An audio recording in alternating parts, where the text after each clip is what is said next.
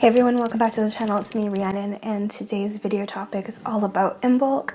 How do you celebrate it, what it is, and some of the things that you can do to incorporate into your practice and celebrate this awesome holiday. This is actually a really exciting holiday because it actually marks the first full year that I started working with Brigid as a deity, and last year I actually made a anointing oil for her, and this year I'm going to actually start fully working with her because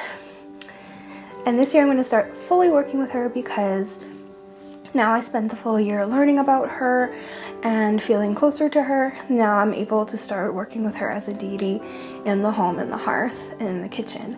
And she is one of my most favorite deities that I've come across so far, and I really enjoy working with her. But if you guys are new and you don't know who I am or my channel and what it's about, my name is Rhiannon. I am a witch and Celtic pagan, and I talk about all things witchcraft, paganism, and the occult on this channel here, and the spiritual, of course.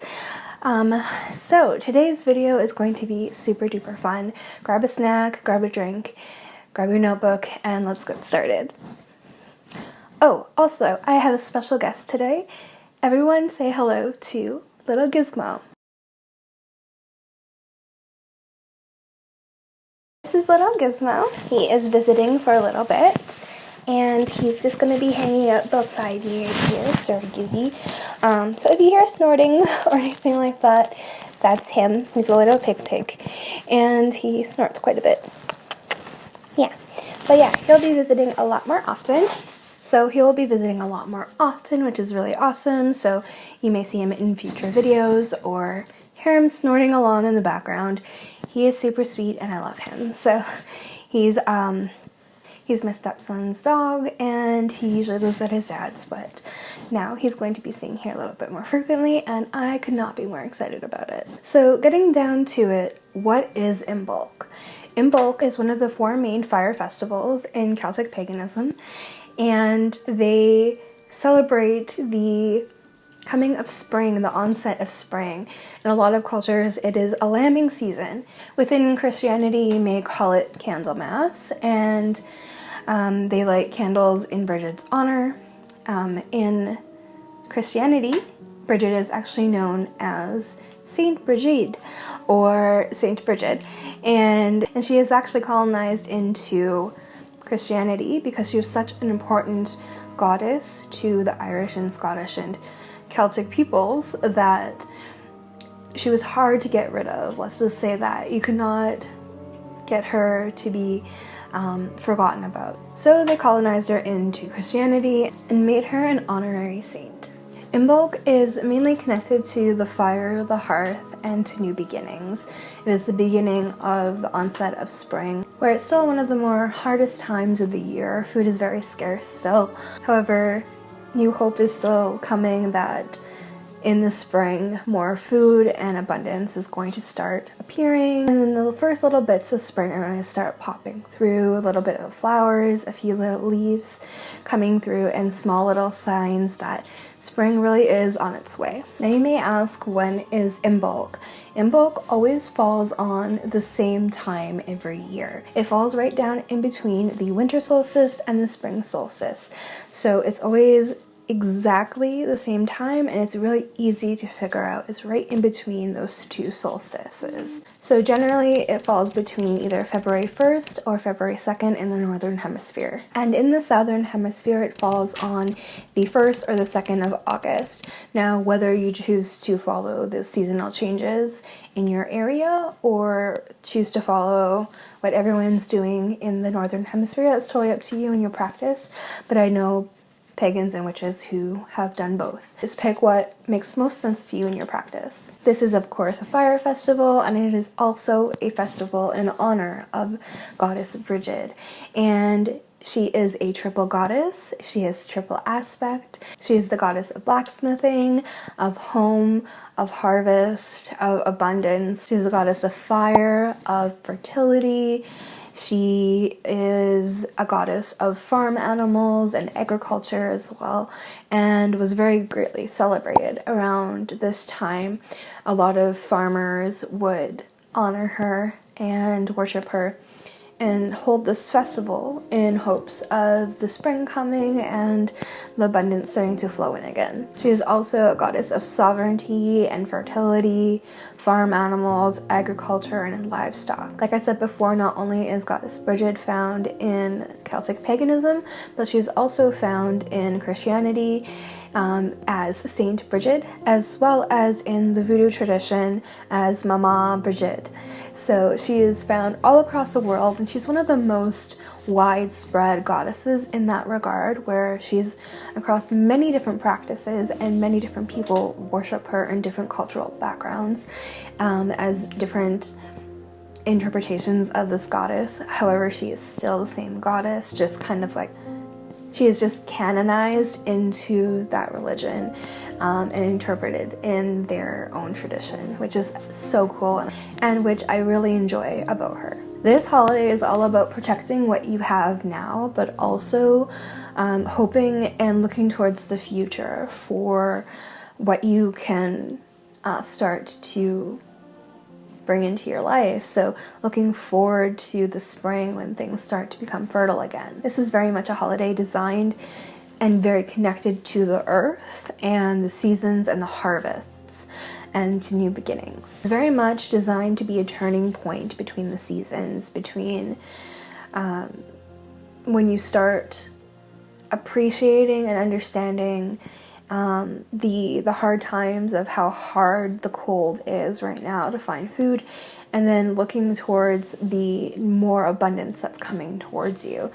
It's also a very liminal time, which is very speaking to Brigid, because she is said to be born on the in-between. She was neither born inside or outside. She was neither born in the morning or in the evening, at dawn or dusk, and I find that beautiful. She is a goddess of the in-between, the liminal spaces, and I very much work with the liminal spaces, and I found it so cool, and I learned that about her because I had already been working with them quite a bit, working with the Fae, working with the liminal spaces and the in-between, and I always found portals and the in-between to be so fascinating. And when I learned that about her, she is a goddess of the in-between and the liminal, I just found it even more amazing. And there's a story, I'll have to, if I do a video on Brigid, on the goddess herself, I'll have to find the story about how she's very much a water goddess and a fire goddess. She is the goddess of the earth itself, and I find it really amazing. And that's kind of how I crafted my Brigid oil with her in mind, is having the fire aspect inside of it, inside of a water element, which turned out to be beautiful, and it just looks like fire inside of water, which is one of my most favorite things to look at. The word Imbolc can be derived from two different words. One, Imbolc, so I'm going to probably butcher this, but I'm trying to learn Irish, so I'll try my best. Imbolc, and it can be taken in two different ways. The Gaelic Imbolc, meaning in the belly, so like in the animal's belly, the stirring of new life is in the belly, and it will spring forth in the spring. And then there's another one which is from Irish Gaelic, and it is Omlech, and this meaning is ewe's milk, so interpreted in the abundance in the milk that the animals are going to start producing for their babies that they are growing within them for the spring. The abundance that the farmers are able to take as nourishment, which is super important this time of year back in history, because things were very thin back then in these times. It was very hard to find very heavy fat and very like heavy caloric dense foods. So this was like one of the harder times of the year to really forage and find things that would really nourish them, and milk was a huge blessing. Anything that they could create from that, milks, cheeses, breads, all of that was a huge staple of their diet. Brigid is not the only goddess to appear around this time of year, which I find really amazing. This story actually reminds me very much of Groundhog Day, actually. And it must have been something that's kind of been a spin-off from this original folklore. So the goddess Cailleach actually comes out on bright, like sunny Imbolc days and gathers firewood for like a longer winter, just to prepare in preparation for winter. So if it is a bright sunny day, so you know that the Cailleach is out gathering wood for warm stores in the winter, so you know the winter is going to last much longer. However, if it's a dark, gloomy day, she won't come out. She only comes out on bright, sunny Imbolc days. So if it's dark, gloomy, rainy even, and cold, then you know spring is coming sooner and everyone can celebrate in that, which I found super amazing. Now moving on to the correspondence part of this video. A lot of Sabbats have maybe 3, 4, maybe max 5 colors, but this festival and holiday actually has more like 6 or 7 of them, and I really enjoy that because I'm a Gemini and I need variety and I can't be sustained within like the one color palette sometimes. So I found it really like expansive that this holiday actually has what could be interpreted as about 2 color palettes that you could probably mix and match. Number 1, if you're interpreting things more of like the new beginnings and the snow melting away, giving way to the spring green grass and the flowers, then you can interpret it with white for purity, new beginnings, and the ending of winter.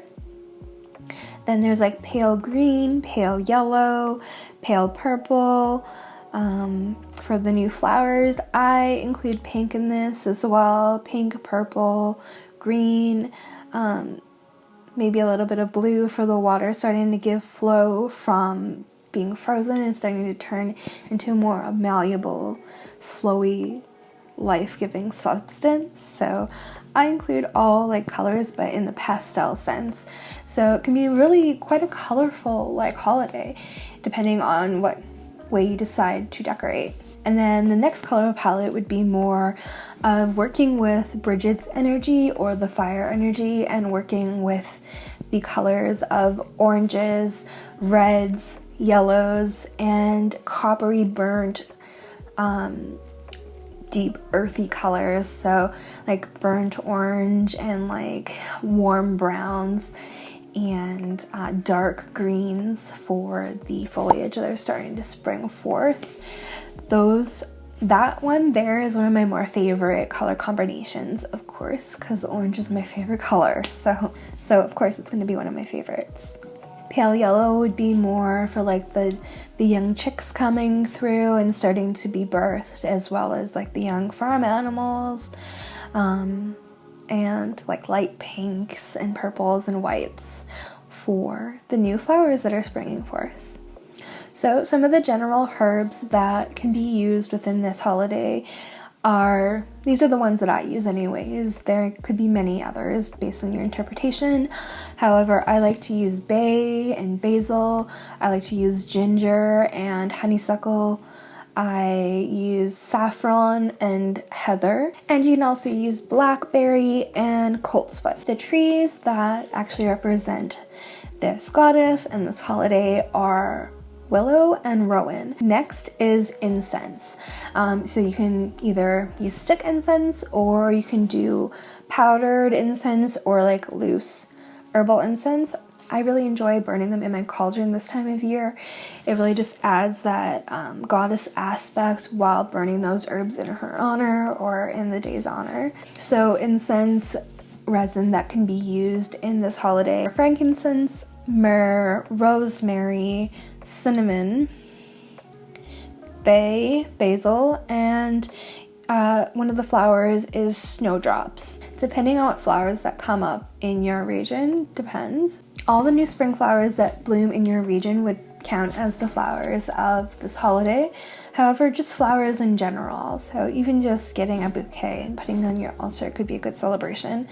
But snowdrops are a good one. For me, I really take the tulips that come up right in the spring as one of the first flowers I like to work with, and is really a sign of the new springtime. So if I'm able to cut a few of those and put them in my altar space or in my home, it's a really nice touch. Next, everyone's been waiting for crystals. Now, this is just my interpretation of crystals. However, if you have a different idea, definitely share down below. I would love to know what you like to work with this time of year. For me, if I'm working with more of the fire aspect of things, I would be working with like citrine and sunstone, bloodstone as well, ruby or garnet.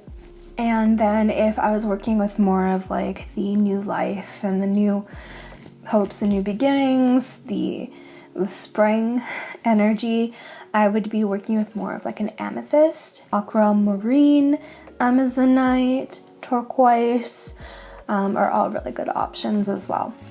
I would love to know, what are your options for crystals down below? Definitely leave a comment down below so I can get some tips and maybe try something new. Next is the things that you can do for Imbolc. This is like, I have like a list of almost 20 things that you can do for Imbolc.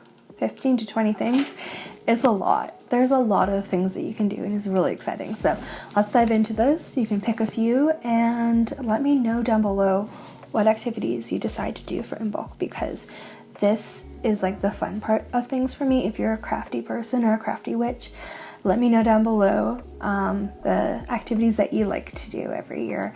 For me, it's getting my hands dirty and crafting things and putting the actual spell together within my items that excites me the most. Number 1 is making a Brigid's cross. Now, this is something that comes from a crossover of Christianity and Celtic paganism, where you are taking reeds and making a cross woven out of these reeds in honor of Brigid, and it's actually one of her main symbols is the Brigid's cross.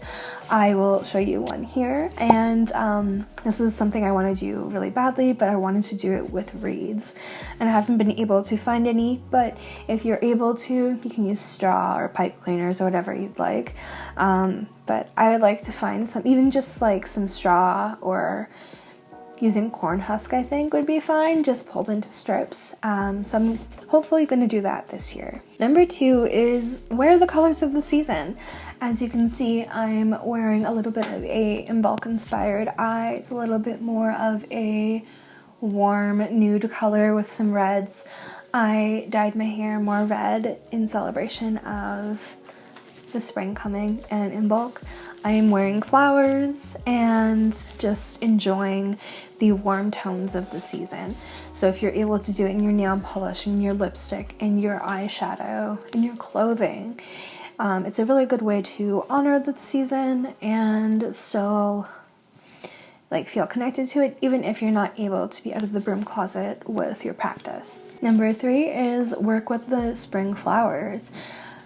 Wear a flower crown or put flowers in your hair. This is something that I really want to do for May Day for myself. This is something pretty versatile that you can do within almost all the Sabbats, and you know, flower crowns are pretty like commonplace these days, so I don't think anyone would bat an eye at it. And I think it's just really a cute way to just honor the Sabbat and feel a little bit extra in that time of the year. You can put them on your altar, in your home, on your dining room table, and then just bring in the spring into your home. It's kind of like ushering it in and welcoming it into your space, which is really the whole idea behind it. Number 4 is a spring cleaning. This is actually usually the time of year when people start doing their spring cleanings, and really could be possibly the origin of where a spring cleaning could have come from. So you are actually getting rid of the old and ushering in the new. So making room for the new that you'd like to come into your life, the new blessings that you'd like to come into your life. So physically doing a spring clean in your home, and this is a good time to reinforce wards and place new ones and do offerings to the land.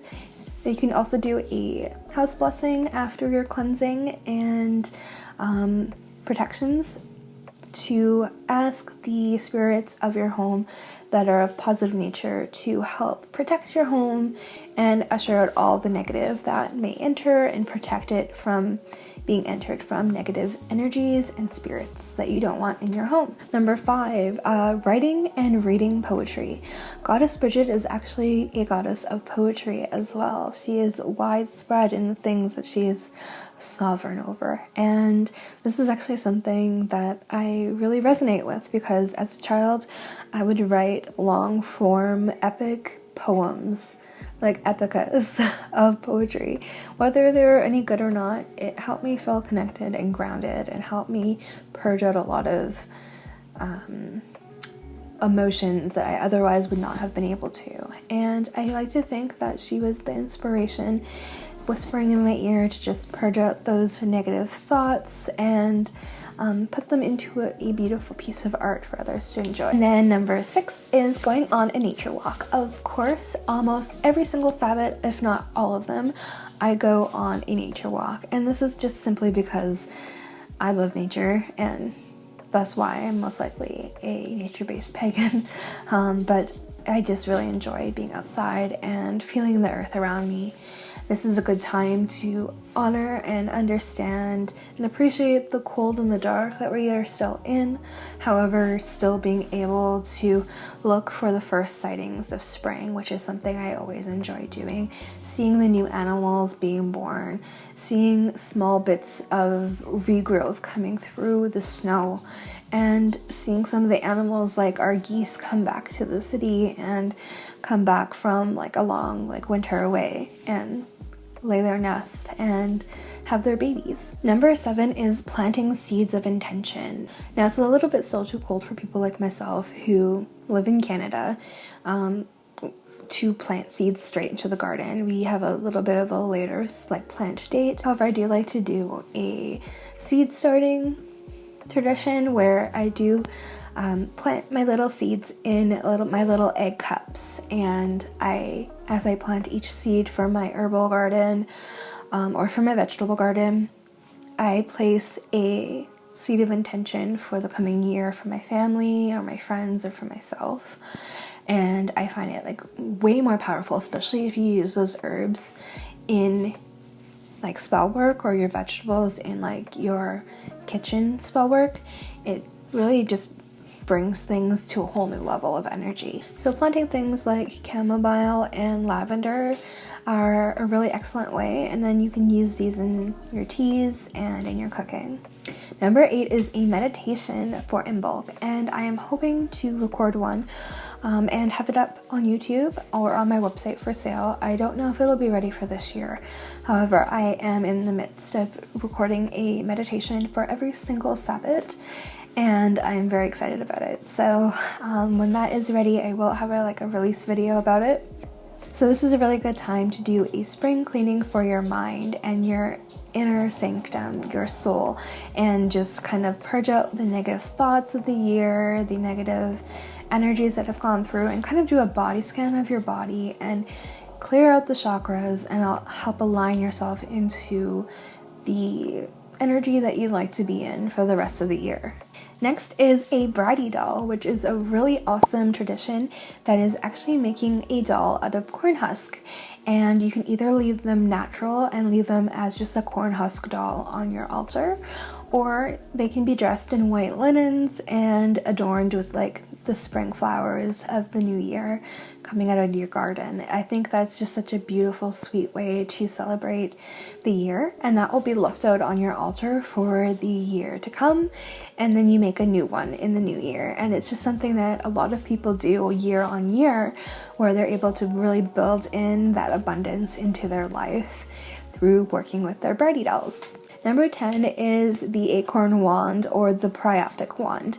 Now this is really just the male equivalent to the bridie doll, and it's usually made out of willow or worn, and can be used in correlation with the bridie doll as well, in another idea that I have a little bit later on. Number 11 is Sabbath divination, which is so much fun to do. So what you do is do divination from the Sabbath day to the next Sabbath day, and it kind of gives you small little chunks throughout the wheel of the year of what is in your future from then to the next Sabbath. And it's a little bit shorter and sweeter and a little bit more detailed than a full wheel of the year spread. A lot of people do the Wheel of the Year spreads. I do myself. However, if you are a little newer at divination or understanding your form of divination, like tarot for example, and you are just wanting something a little bit more short and sweet and easier to interpret quicker, I would suggest doing Sabbath divination, where you're just doing it from each Sabbath, and you still get that full year spectrum, but you're able to have a better look at it and understand kind of what's coming up next for you, and then being able to like look back and interpret it piece by piece, instead of looking at an entire massive spread and being a little bit overwhelmed and possibly maybe even missing some interpretations you could have had help you throughout the year. Next is fire scrying with candles or water scrying in a cauldron. This is one of my most favorite practices that I do. I like to do this on a full moon a lot of times, and I do this quite often in my esbats, but this is something I very specifically like to do on Imbolc, or the night before Imbolc, on Imbolc Eve, if you'd like to say. And it just kind of like helps me get into focus for the rituals to come in the next day, and it helps me interpret things. And it's just something that I really enjoy. I've always liked scrying more than I do tarot or any other form of divination so far. Number 13, of course, is decorating a Imbolc altar. You can have one in your kitchen, or you can have one in your altar space in your bedroom, and just redecorating. It's a really nice way to represent the holiday in a physical form, and just kind of like get into the festivities of it all, you know? This would not be a how to celebrate video without the decorations, right? So get creative with it. You can do something more pastel, you can do something more fiery. I would love to see your guys' altars if you feel comfortable with sharing them. Definitely tag me on Instagram and on TikTok if you do them, and I would love to check them out. I love getting inspiration and seeing you guys get creative with it. So if you do that, definitely tag me in the stories, and I'll be able to see it a lot better than if you use some type of hashtag. Let me know down in the comments below, do you have a seasonal altar separate from your main altar, or do you like to just decorate your main altar for the season? Number 14 is working with the element of fire specifically. So this is working with fire and the elementals of fire. So the salamander of fire and all the different creatures and spirits that represent fire that you would not normally work with throughout the year.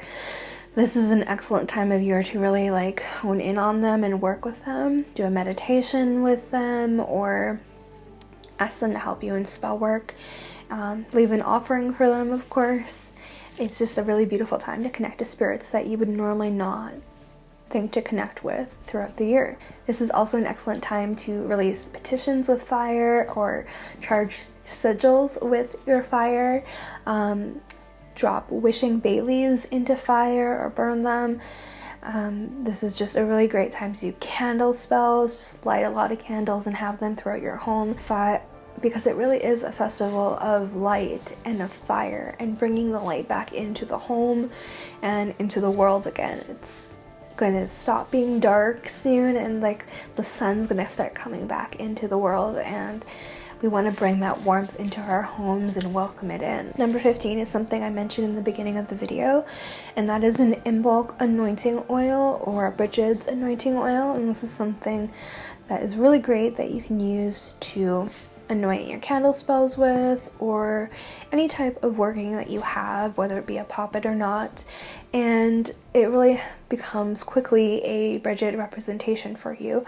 So you don't have to have a statue. You can have a candle that's anointed with her herbs and all of the essential oils that represent her, and very quickly it becomes a representation of Brigid.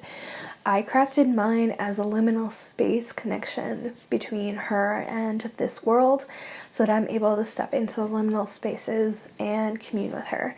And whenever I put it on and go into meditation or into the astral, I am able to connect with her, and it's a safe space for me to do so. Number 16 is make your own incense, whether it be powdered or loose. And this is a super fun way to just burn it in your cauldron. leave it as an offering for her as well. Now this is going to play off of a few of the others. One, the Priapic wand, and then two, the Bridie doll. So on Imbolc Eve, what you want to do is make a little bed out of either like a shoebox or a small little basket and make a comfy surface for her with a blanket. And you want to put the Bridie doll on the bed or in the blanket, and the Priapic wand as well. And this is a representation of the male and female energies, the masculine and the feminine divine. And you want to leave this either by a lit hearth or safely lit by candles overnight. This is something I highly encourage you to do carefully and safely, and make sure it is not left unattended. This is actually a really good one to do if you want to leave overnight while you're watching it and stay up all evening and welcome the sun in the morning. This is something I did last year, is I got up before the sun and I did sun salutations before the sun came up and as the sun came up, and then I went into a meditation for Imbolc and Brigid, and it was a beautiful practice to kind of initiate myself into working with her for the year. So yeah, if you're going to do that with actual lit fire, I would suggest staying up, sleeping really well the day before, and then stay up for the night and watch it. And if Brigid chooses to come and visit, then she blesses your home with abundance and fertility and just like a lot of joy and success. Number 18 is make a kitchen altar for her. This is something that I really would like to do once I've made room in my kitchen, just a small little space for her where when I am starting to get into cooking more, into baking, that I am able to work with her more, and it also allows me to stay into that space of honoring my home as a sacred space more, especially because she is a goddess of the home and the hearth. It helps me honor her by giving her an altar space in my home that I need to care for. So I need to care for my home in the same way, for a respect stance, and just for myself as well and my family. But it just really helps me not be lazy, and it also helps me connect with her when I want to start cooking with her and using kitchen magic more. Number 20 is have an Imbolc feast. This is a really good time to really reflect on the past and the history, our ancestors, and people who had to go through a really hard time to survive the winter and be able to come into the spring and really survive it. They really were in a life or death situations, and many didn't make it. So it's a really good time to kind of like have a silent supper or a celebratory supper with family and friends, whether it's quiet or loud together, and just kind of eat the food of the season and celebrate together that way. And just be really thankful for the food that you have, the convenience that you have, the heat and the homes that we have now that they didn't have back then, and just kind of give thanks for that. Now lastly is the food of the season, and I know you've all been waiting for that. This is something that I really enjoy. Right now we are going more vegetarian based. If it works for me, I may go vegan, and then of course I'm going to substitute this for substitution foods, but right now I'm just staying vegetarian, and that's totally okay. So I will still eat like products from animals, but I won't eat the meat. So a lot of things are really great to eat this time of year are any dairy product, milk, cheeses, yogurt, seeds, oats, and like breads. And I really love a really good seeded bread or a seeded cake.